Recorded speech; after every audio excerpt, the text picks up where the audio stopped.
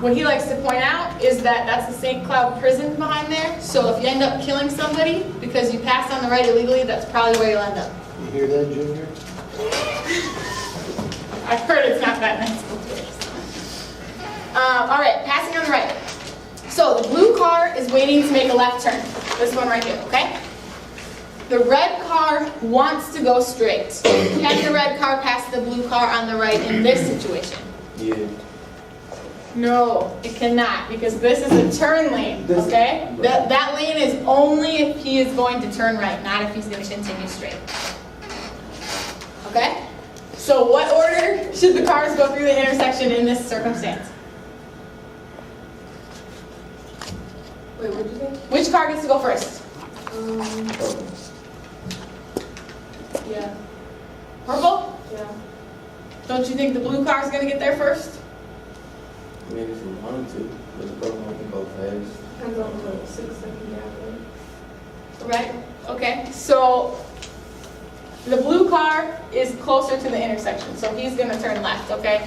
The only reason he can do that instead of waiting for the purple car is because the purple car's got their left turn signal on too. They're going to turn. I'd still urge you to be cautious because sometimes people have their turn signal on with no intention to turn. So it, may be safe to wait until you know that they're going to turn. Next car would be the red car. So if the red car is going straight and the purple car stops, it has to wait for the red car to go through because the red car is going straight and has the right of way in that situation. And then the black car has to yield because it's at the stop sign. Okay, Junior, the blue car is turning left. The red car is going straight. In this situation, can the red car pass the blue car on the right? Yeah. Yes, because that is a bypass lane, okay? This is what you've been waiting for, the bypass lane. So yes, they can use the bypass lane on the right. So, how are the cars going to go through the intersection now? The blue car and then the purple one. The red. Okay, so if the purple car is going slow enough where the blue car can turn in front of them safely, yes. But if the blue car waits it out because he's in doubt, then the red car is going to go around the blue car through the bypass lane. Purple and red will pass each other, and then the blue car will turn left when it's safe.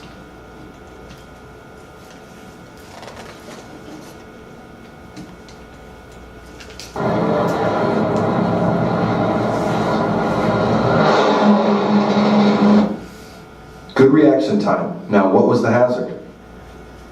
What do you guys think the hazard in the video is? A. Maybe in the you don't see nothing. Okay. It's A or B. A or B? Good job. B. So that car is passing on the shoulder. They did brake pretty quickly, so that's good observation that you want to slow down there.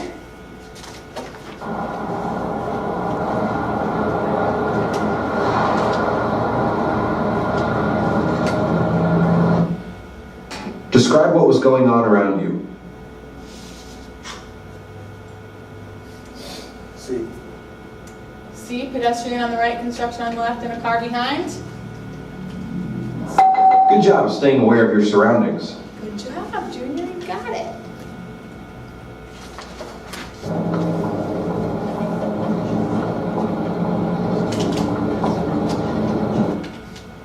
Okay, what was the hazard? B. I thought you were going to say B. What did you pick? D. D, you want to see it again? Yeah. Okay.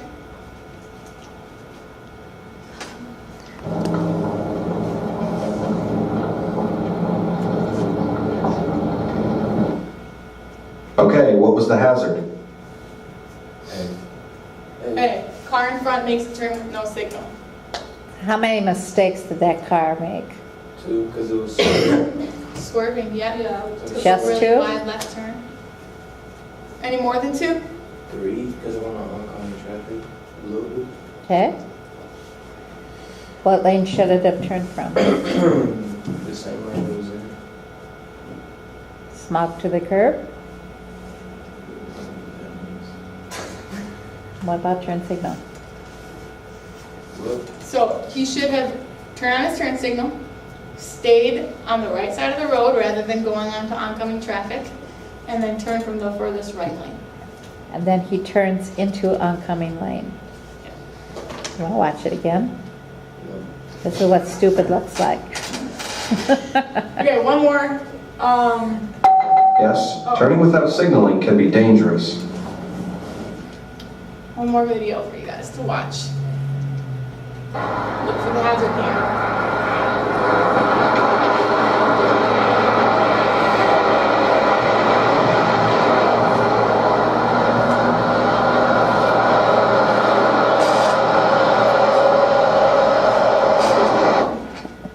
Okay, what was the hazard? See car changing 3 lanes with no signal. Classic 3-lane sweep. This move is highly illegal and dangerous to other drivers. Don't do it. Anyone ever seen that? Yeah, once you get on the freeway, you'll see it a lot. Nobody, well, no, everybody should follow the rules, but many people don't. Okay, do you think you're ready for traffic like that? Yeah. Junior's ready. Anybody else? No. You don't care. So, you guys are almost finished with your classroom lessons. After this, you've got 3 left. Has it gone fast? Kind of, okay. That go.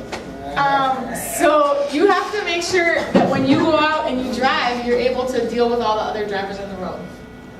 That's why you get taught defensive driving, because you can only control yourself, you can't control anyone else.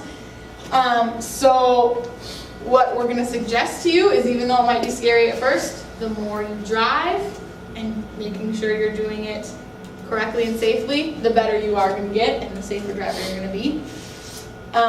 Also make sure that you know you might face aggressive, drunk, or erratic drivers. Do you know what to do in those situations?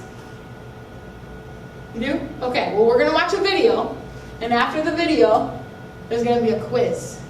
These are common conflict situations, okay? So pay attention so you can answer the quiz. Even though it might be nice to be the only one on the road, most of the time you'll be driving along with many other types of roadway users. You'll likely be sharing the road and communicating on a regular basis with large trucks, bicyclists, motorcycles, and even emergency vehicles from time to time. Fortunately, there are guidelines for how to share the roadways and what adjustments you may need to make along the way to accommodate others on the road. The main way to prevent conflicts and collisions among roadway users is to share the roadway system and to understand that different users are given different priorities. One key to reducing the chance of a collision is to know where collisions are most likely to occur. That way, you can more easily recognize a risky situation and be extra cautious around other road users. There are at least 5 common potential traffic conflict situations. First, oncoming vehicles pose a great deal of risk because they can cross into your path and cause a head-on collision, one of the worst types of crashes to experience. The second situation involves merging vehicles, cars either moving into or out of the flow of traffic, or entering from the side. It could be another vehicle that is merging into your lane, or you may be the one moving into or out of the flow of traffic. Third, vehicles just ahead of you represent a risk. Cars to the front may slow down abruptly or quickly swerve to avoid an object in front of them. On the other hand, the car next to you could swerve into your lane completely without warning. Fourth, vehicles behind you may be following you too closely. If you have to stop suddenly or they don't notice that you're slowing down, they could run into the back of your vehicle. Finally, many crashes occur at intersections. This is not really surprising because at intersections there can be multiple vehicles that want to go in different directions. The important thing in all of these situations is to recognize the potential for conflict and always watch for vehicles that might be moving into the space cushion around your vehicle. Although there are many collisions each year, few occur that do not involve human error. The good news is, you know what types of errors to expect. Not only will you make fewer mistakes yourself, but you'll be better able to avoid the hazards caused by other drivers' errors. The key is to anticipate the hazards that other drivers may create before they create them. You can identify most of the hazards that other drivers create by looking in the right place at the right time.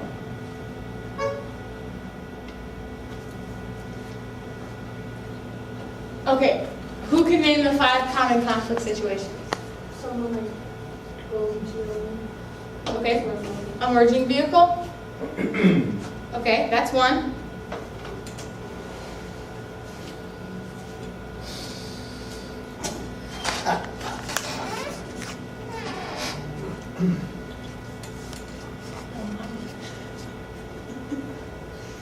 Cars ahead of you Yes, vehicles ahead of you and behind you. and behind you, right? What's intersections. intersections? One more.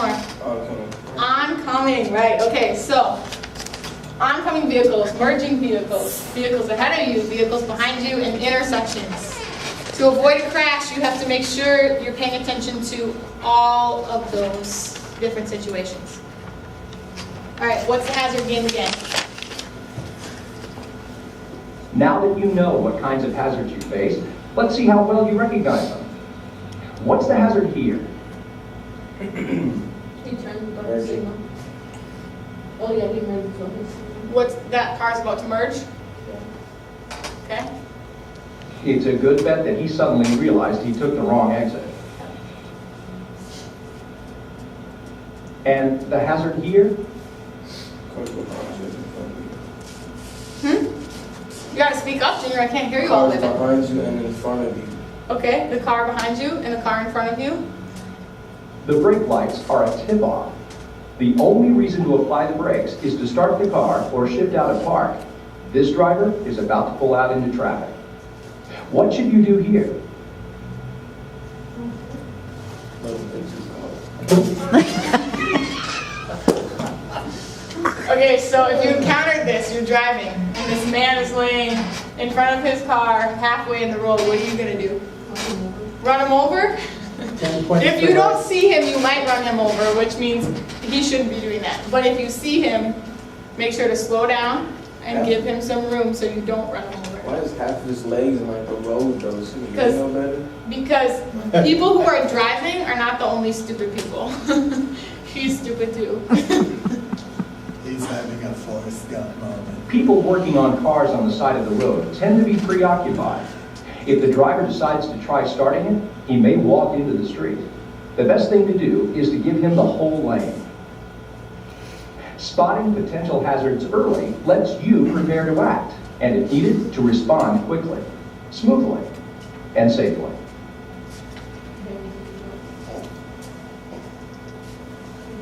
Okay. Sharing the road with emergency vehicles, this is an important part of knowing how to drive, okay? So you have to make sure you give emergency vehicles, like ambulances, fire trucks, and police vehicles, when their lights are on or sirens are on, plenty of space to do what they need to do and do their job. They often travel at high speeds and they could swerve suddenly. They're not going to necessarily turn on their right turn signal before they turn right in front of you, okay? They're busy, they've got other work to do. So what do you do if you hear a siren or see a flashing red or blue light behind you? You go to your right side. Right? Okay, pull over to the right, and then what? Let them pass you. Just let him pass you. Yep, so you're gonna stop. Stop and stay put till they pass you. What What do you about, mean by oncoming? Because I've never seen the ambulance come my way when I'm going their way. okay, so you're driving on, can't see, is this not a divided road, right? 125th. You're driving 125th, yeah. 125th Avenue. And you're in your lane, you're just driving along, and an ambulance comes toward you. They're driving in their lane, but they're driving toward you. What do you do? Pull over onto the right and stop. Because if the car in the lane he's driving in doesn't do that, he's gonna come over into your lane to go around it. So all the drivers, whether the ambulance is coming up behind you or coming towards you, pull over and stop. What if you're stuck in traffic? You still try to make that way out so you can make space for you. Okay, so what this says is stay put and let the vehicle move around you. I mean, if you can move over to the right lane, move over, but Typically, the reason why, and I know this because when I'm going to a baby choking on a marble, and there's 1,000 cars in the intersection and nobody's moving, I would rather that they didn't move. I can go around them and let them sit still, but if they're constantly trying to move to get out of my way, now I gotta decide what they're gonna do, and that's harder than just driving around them. So just stay put, they will go around you. Remember, they can use oncoming lane to go around you. Right. I was stuck in traffic on a bridge once, overpass, and I went, how the heck is he gonna get through? He just went in the other lane. He went and just used the oncoming lane. Everybody had to stop, and he just used the oncoming lane and just went around all of us, which is like, whoa, cool. When you follow behind an emergency vehicle, make sure you give that vehicle at least 500 feet distance. And as Marie just said, an emergency vehicle might have to drive on the opposite side of the road if the path is blocked. Just be prepared for that. That's why you pull over regardless of what side you're on.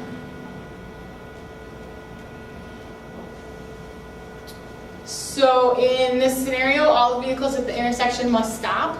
So if you see an ambulance going through and that light was green, that doesn't mean you get to go. You have to stop and let the emergency vehicle go through. Just one more thing. Junior, you're following me. I'm the popo and I'm in my car. And I got my red lights on and you're right behind me. Why do you have to follow at 500 feet, Junior? Okay, let's explain that. Here I am with a spotlight and I'm looking, 5421, 5420, bam, and I hit the brakes. This is the address with the kid choking on a marble. You're too close, bam, you rear end a squad car. That's why you back up, you follow them at a distance, so in case they have to stop really quick, you don't go through the back door. That's why. They're just an emergency vehicle. You can't necessarily expect them to act like a normal average driver because it's an emergency.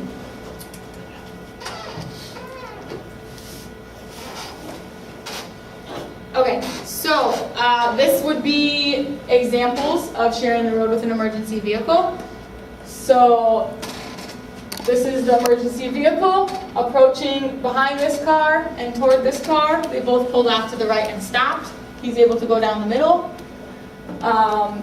This one, you can see, even though this car has a green light, he stops because that emergency vehicle is going to turn left. So you stop before you get through the intersection in that one. And then this final one, the red car moves over to the right and stops. What I've heard recommended is, get out as far away as you can. You could turn right and stop there instead of sitting right there in the intersection. Marie hit it right on the head. They, in this scenario, they're going to do whatever they have to do to get through that intersection. And they will go completely around you. So you need to understand that that's a big rig there. That fire truck's carrying tons of water. It's going to go wherever it needs to go to get around you at any cost. So just get out of the way.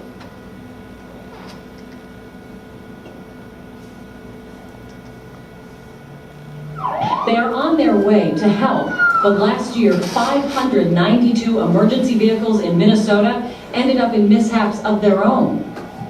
When you look in your rearview mirror and see lights flashing and sirens sounding, do you know what to do or where to pull over? We recently spent time riding with first responders to see if drivers really get out of the way when they see emergency crews coming. Carol Evans, Rena Sargentopoulos shows us what she found. We're going to start with parallel parking here. If practice makes perfect. We're going to stop and line up with that corner.